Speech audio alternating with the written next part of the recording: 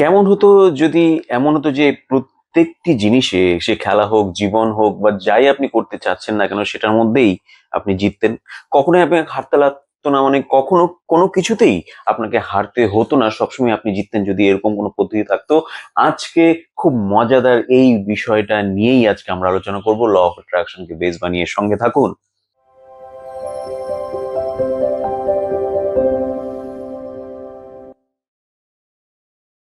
আপনি বা আমরা সবাই, মানে বেসিক্যালি সবকিছুতে জিততে চাই, তাই তো?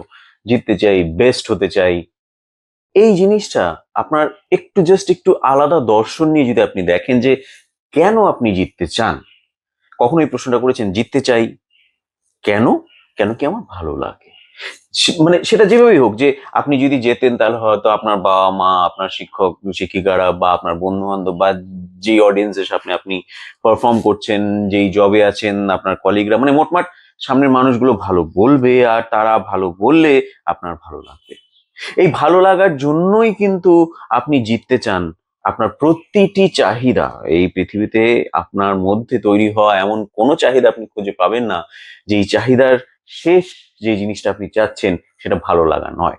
প্রত্যেকটা জিনিসের শেষ চাহিদাটা হচ্ছে ভালো লাগা। আপনি মনে করেন যে সেটা হলে, পেলে, খেলে, থাকলে, আসলে আপনার ভালো লাগবে। এই যে ভালো লাগাটা, এটাই কিন্তু সেই জেতাটা, সেই জায়গাটা যেখানে আপনি আমি পৌঁছাতে চাচ্ছি। আজকে আরেকটা উদাহরণ দিয়ে নিই, যে ধরেন কেমন করে শুধুমাত্র ভালো লাগায় যদি আপনি না পৌঁছান, তাহলেই কিন্তু আপনার কোনো জিনিস পরিপূর্ণ হচ্ছে না, শেষ হচ্ছে না, জিততে পারছেন না। ধরেন আপনি একটা মিষ্টি খেলেন, জাস্ট একটা মিষ্টি, সেটা চকলেট বা আরো অন্য কিছু হতে পারে, আমি মিষ্টি দিয়ে বলছি উদাহরণটা। আপনি একটা মিষ্টি খেলেন, এবার সবকিছুই হলো কিন্তু, মানে সবকিছু, মানে ধরেন কেউ দুধ আনলো, মানে কোনো গরু দুধ দিল, সেখান থেকে শুরু করি, আরো পিছাতে পারি, দরকার নেই। কোনো গরুর দুধ দিল, সেখান থেকে কেউ দুধ আনলো, দুধটাকে কেউ ফাটিয়ে ছানা বানালো, কেউ সেই ছানা থেকে মিষ্টি বানালো, সেই মিষ্টিটা কেউ দোকানে আনলো, সেই দোকানে কেউ রাখলো, কেউ সেটা বিক্রি করলো।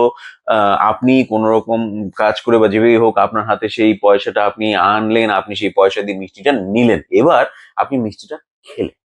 কিন্তু খাওয়ার পরে কোনো কারণে আপনার ভালো লাগলো না, হয়তো হতে পারে যে মিষ্টিটা একটু বাসি হয়ে গেছে, বা হতে পারে যে মিষ্টিটা যতটা মিষ্টি আপনার ফ্লেভার অনুযায়ী সেটা বেশি মিষ্টি, বা যতটা মিষ্টি সেটা আপনার ফ্লেভার অনুযায়ী কম মিষ্টি, বা যেই ধরনের ফ্লেভার আপনি ওই মিষ্টি থেকে আশা করেন সেটা ওরকম নয়।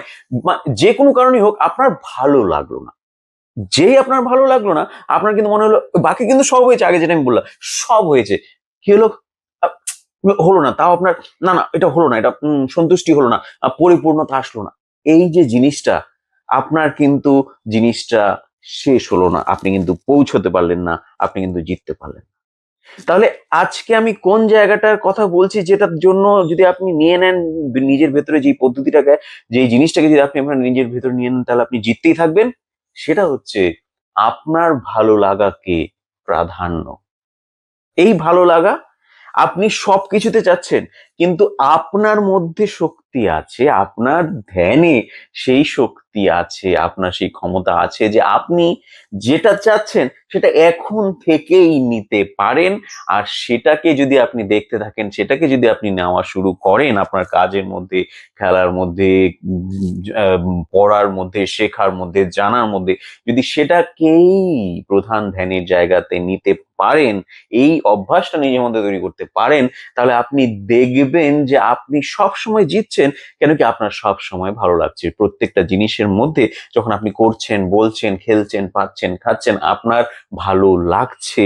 আর আপনি মনেই করতে পারছেন না যে আপনি আর কি চান। কেন কি? আপনি আর কিছু চান না। তারপরেও আছে ল অফ অ্যাট্রাকশন, আর সেটার উদাহরণ, যে ল অফ অ্যাট্রাকশন কি করে, আপনি দেখেন আপনার চারপাশে যেই সকল ব্যক্তিগুলো নিজেদের এরিয়াতে মাস্টার, দিগ্গজ, সেলিব্রিটি, মানে খেলাতে, ক্রিকেটে ধরেন সচিন টেন্ডুলকরের কথা বলতে পারি, ফুটবলে আপনি রোনাল্ডো বা মেসির কথা বলেন, আপনি গানে অরিজিতের কথা বলেন, মানে যে কোনো দিকে যারা সেলিব্রিটি, যারা নিজেদের সেই জায়গায় নিয়ে গেছে, তারা কিন্তু অন্য কোনো কিছু সেই জিনিসে দেখে না, শুধু ভালো লাগাকে দেখে।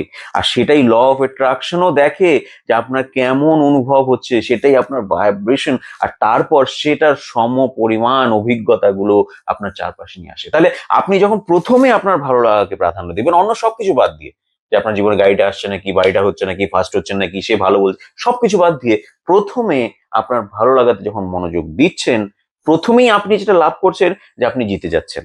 আর তারপরে আপনি যেটা লাভ করছেন যে জেতার কারণগুলো আপনার জীবনে আসছে।